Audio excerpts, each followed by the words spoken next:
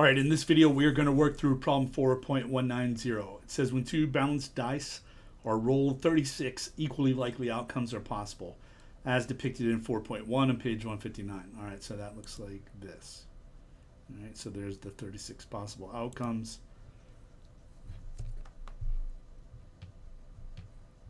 It says let A be the event that the red die comes up even, B the event that the black die comes up odd, C the event that the sum of the dice is 10,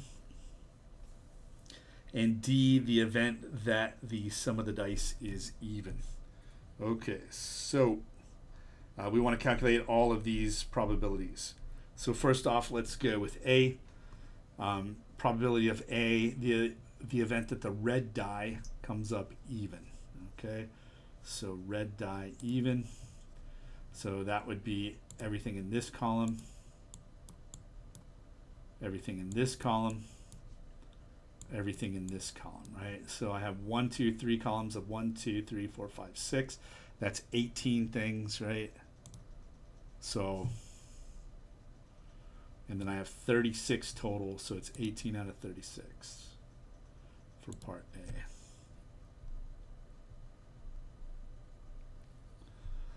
All right, next up, probability of B.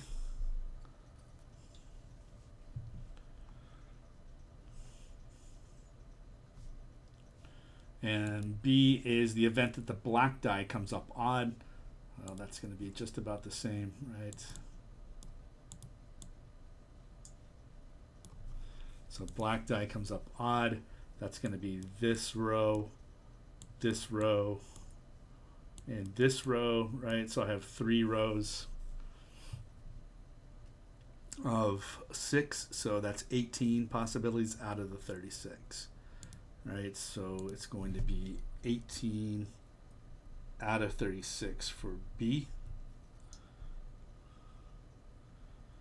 All right, next up is C, the event that the sum of the dice is 10.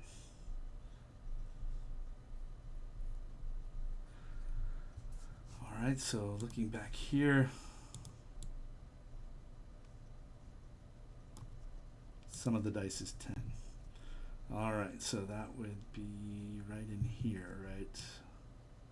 That's a 10, 10, 10. So that would be our event right here, these 3, okay? And so there's 3 ways you can roll a 10, right? And out of the 36 different ways. So that gives us 3 out of 36 for part C. All right, and then part D. What is an event that the sum of the dice is even?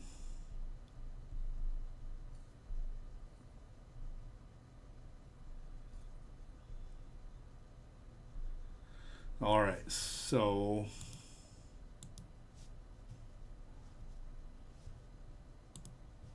that would include the 10s, right? It would include this 12 right here. It would include all these 8s.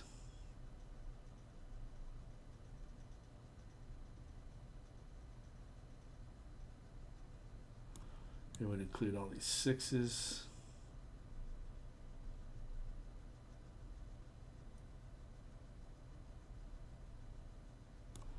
It would include these 4s. And this one way that you could roll it 2, right? So all of those. So we have 1, 2, 3, 4, 5, 6, 7, 8, 9, and then 9 more down here, right? So for a total of 18. So it's 18 over 36 for D as well. All right, so we calculated those events. In this case, right, we had the sample space listed out, and so it was pretty easy. We just counted those things up. All right, so part D, B, they want to know, compute the probability of B given A. Okay, so probability of B given A. All right, so we are going to cut down our sample space to A, right? We're going to assume that A happened. So the red die has come up even. So if we go back to our picture,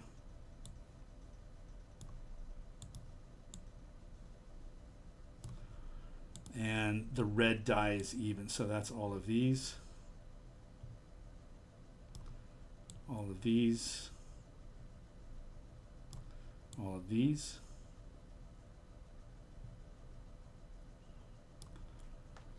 Okay, so our sample space, right, is 18 things now. So to calculate this probability, right, we have 18. So 18 different ways that A could occur.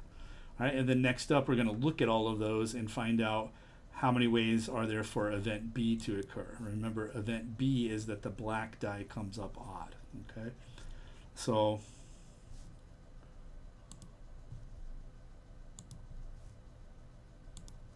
the black die comes up odd. That would be all of these,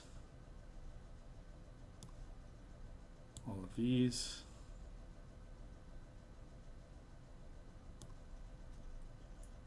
all of these.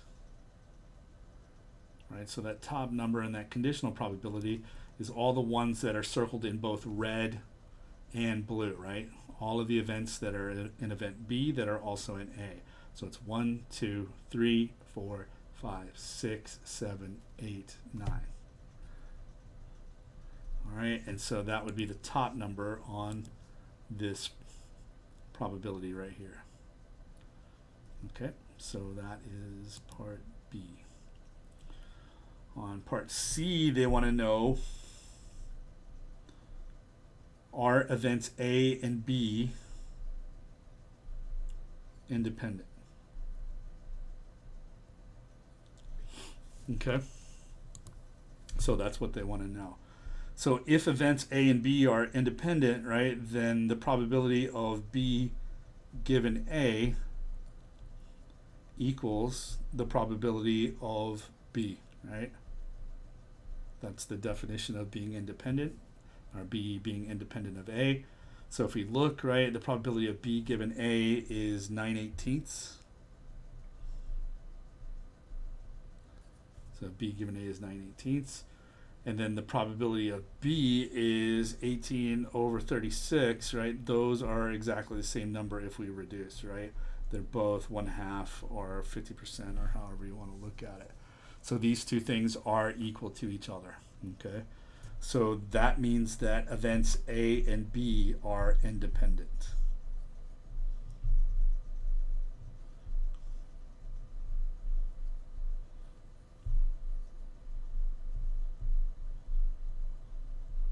Okay? All right, so A and B are independent. So, right, if you're just saying, hey, what is the probability that the black die comes up odd? Well, it's 50-50, right? It's 50% of the time it's going to come up odd, and 50% it's not. And then if I say, hey, well, what if I told you that the red die came up even, right? Now what are your odds that the black die comes up odd, right? Or what's the probability? Well, it's still 50-50. It comes out to be the same probability whether the this happens or not, okay? And that's because the red die and the black die are independent. Nothing about what the red die comes up has any effect whatsoever on how the black die comes up odd. So these are independent events, okay? Whereas, you know, if you think back to some of the other problems that we've looked at previously in this section, like about the governors, right? When we were drawing without replacement, right? What happens if we were drawing, say, like 2 cards without replacement, or 2 governors without replacement? Those are some of the examples that we did before. The probability of whatever happens on the first draw can affect the probability, right, on the second draw, because it kind of depends on what happened in the first go round. Here, there's no effect whatsoever, right? The red die can come up whatever number without, it doesn't really matter what number it comes up, right? It's not going to affect the black die being odd or not odd. The probability is the same, regardless of what happens with the red die, okay? All right, so let's take a look now at part D.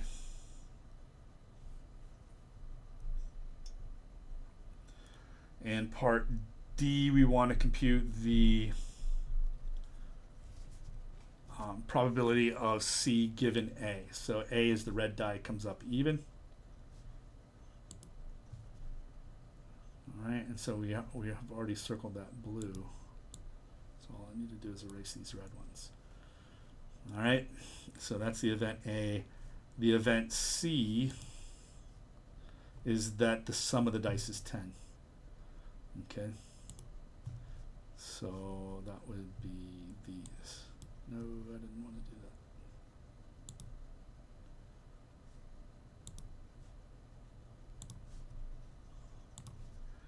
The sum of the dice 10 would be these three right here.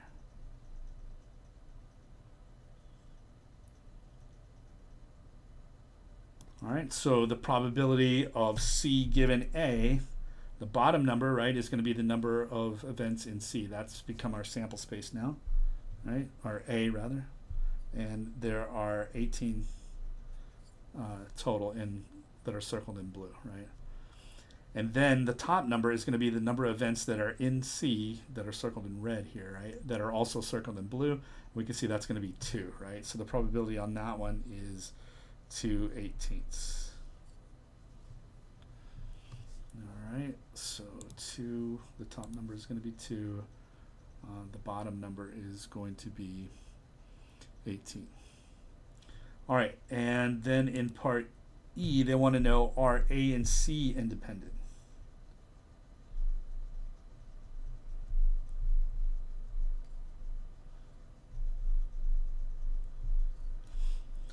Okay.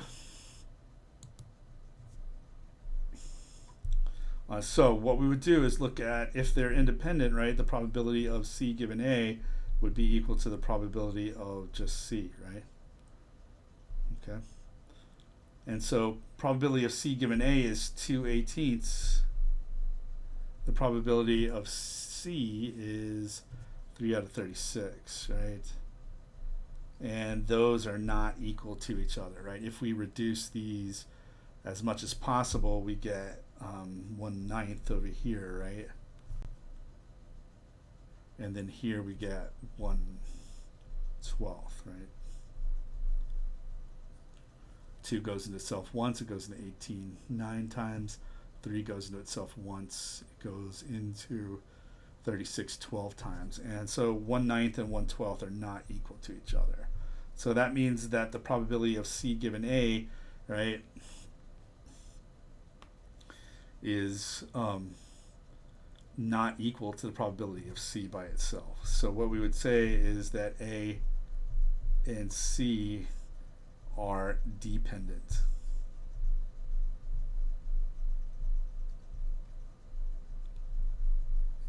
Right? The probability of rolling a 10, just without regard to anything else, is 3 out of 36, right? That's the probability of rolling a 10. But then if I told you, hey, I rolled a 10, probability of rolling 10 is 3 out of 36, right? But then if I said, hey, the red one came up as an even, right? That's what we want in part. That's the event A, right? That the red one comes up even. So in that case, this is going to affect the probability, right? Here, now there's only 18 possibilities, right? But now only 2 of those are possible, right? We can't roll this 10, right? If I'm telling you, hey, I rolled the dice, I'm not going to show you what I rolled, but I am going to tell you that I rolled the red one came up even. That eliminates this possibility, right? Okay, so the fact that I rolled an even is changing now the probability that I roll a 10, right? Because I have one less way to roll a 10. So I have 2 ways out of 18, whereas originally I had 3 ways out of 36 of doing it, right? So it does affect the probability in this case. And so they are not independent, they are dependent. Okay. All right, next one is F, find the probability of D given A.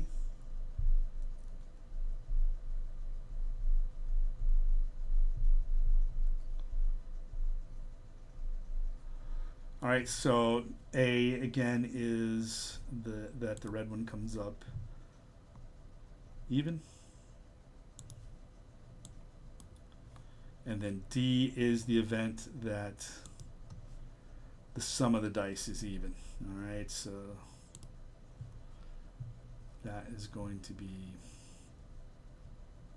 a lot. So this, these three,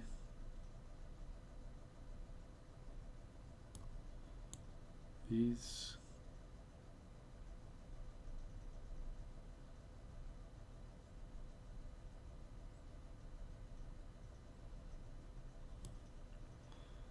these,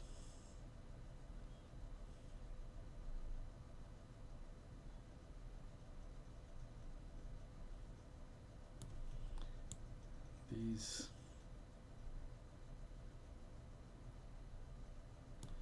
and this one right here. All right, so the probability of D given A, right, we're going to restrict ourselves to only those outcomes that are in A, right? So there's 18 of those. So that means that the bottom number here is an 18. And then what we want are the number of elements that are in both D and in A. So that would be the ones that are circled both in blue and red. So that would be 1, 2, 3, 4, 5, 6, 7, 8, 9. So 9 up on top. Okay. All right. So that's the probability of D given A. And then in part G, they want to know,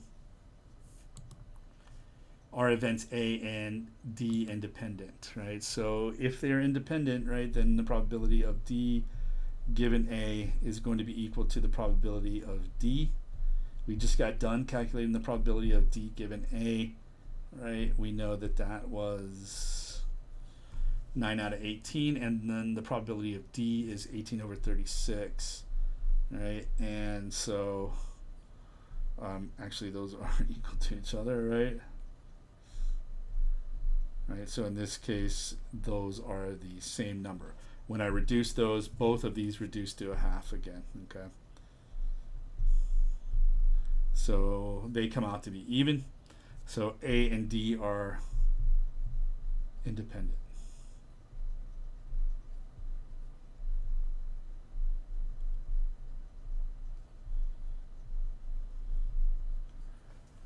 So that means, right, the probability of rolling an even number that the sum is even, right, is half, right? Half the time you're going to get an even number, even sum when you roll, okay?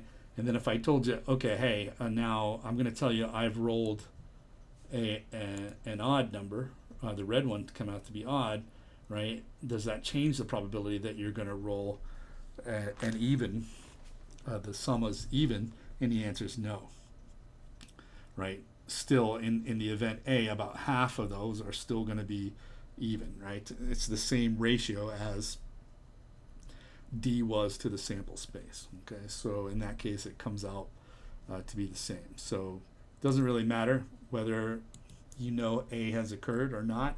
The probability of D is the same either way, okay? So these events don't really affect, right, the probability of the one happening or the other. All right, and that is it on this one.